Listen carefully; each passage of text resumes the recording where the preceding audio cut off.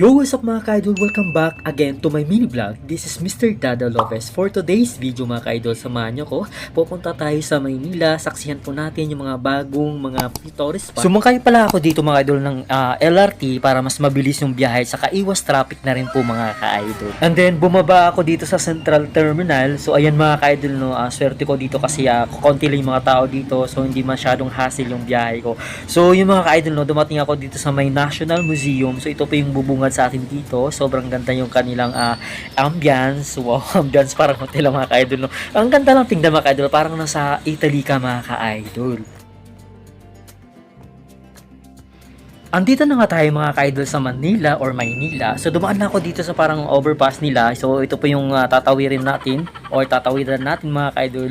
So yan ang unang mabubungad natin dito mga ka-idol, yung National Museum, which is ito daw yung nasunog. Kung nababalitaan nyo mga ka-idol, no, sa news mga idol, nasunog yung National Museum. Hindi natin alam kung bakit nasunog siya or sinadya po ba mga ka-idol. Sayang naman mga ka-idol, sobrang ganda ng National Museum. So part na ng history natin dito mga ka-idol. First time ko pala pumunta dito sa National Museum mga idol, no. Ang ganda pala pag malapitan kahit nasunog siya mga ka-idol, no. Parang nagto-throwback tayo mga ka-idol. So na-imagine ko yung mga past natin, ng mga past ng Pilipino mga ka-idol. Hoy, Pilipino! Ang lalim nun mga ka-idol, no. So ayun mga ka-idol, no, selfie muna ako dito. Kunwari, nag-selfie. So ayun mga idol, no, at the meantime, nandito na tayo sa may Jones Bridge kung saan ito yung nag-viral or ito yung nag-trending sa TikTok or mapa YouTube or mapa Facebook. Sobrang ganda dito paggabi mga ka-idol, no. Ayun mga ka-idol, na napaka-romantic dito, parang nasa Venice ka lang o parang nasa Italy ka lang. So ganito kaganda na ngayon ng Maynila mga ka-idol. So inaayos na talaga siya mga ka-idol. Disclaimer lang pala mga ka-idol sa mga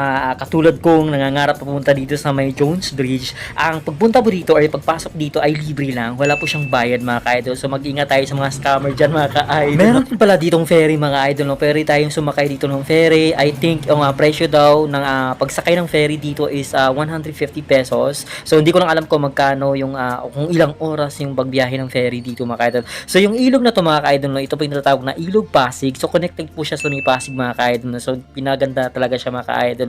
Napakaganda dito mga ka-idol. So ngayon mga ka-idol, nandito tayo ngayon sa may Binondo Bridge or Intramuros Binondo Bridge. So ayan mga ka-idol, sobrang ganda. Medyo hapon na rin ako pumunta dito para ma-feel ko talaga. Huy, ma-feel talaga. Ang totoo niyan mga ka-idol, no, mahilig talaga ako gumala mag-isa. So yun mga ka-idol, no, shoutout dyan sa mga nag-iisa lang. Di bali magala tayo na mag-isa pag ganito yung itsura or pag ganito yung place na pupuntahan mo, nakaka-relax, basta mga ka-idol, nakaka-relax talaga mga ka-idol pag ganito klaseng lugar na yung pinupuntahan natin. Di bali mag-isa tayo mga ka-idol, no. So mga idol, no, saksiyan pa natin kung anong meron dito sa may Binondo Bridge or Jones Bridge. So makikita natin dito paggabi. Ayan mga ka-idol, no, sobrang ganda paggabi, sobrang romantic mga ka-idol. Sana all na lang talaga sa may nagde-date dyan.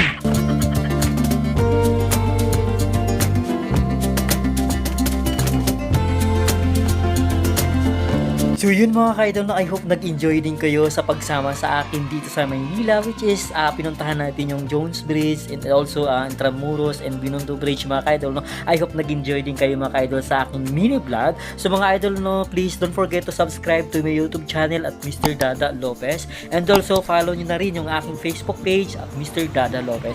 So mga idol, no, abangan nyo ulit sa mga susunod kong mini vlog. Maraming pa tayong feature na vlog mga idol. Maraming salamat sa pagtutok nyo. See you mga ka-idol. Kita-kits tayo ulit sa mga susunod kong vlog. Bye-bye!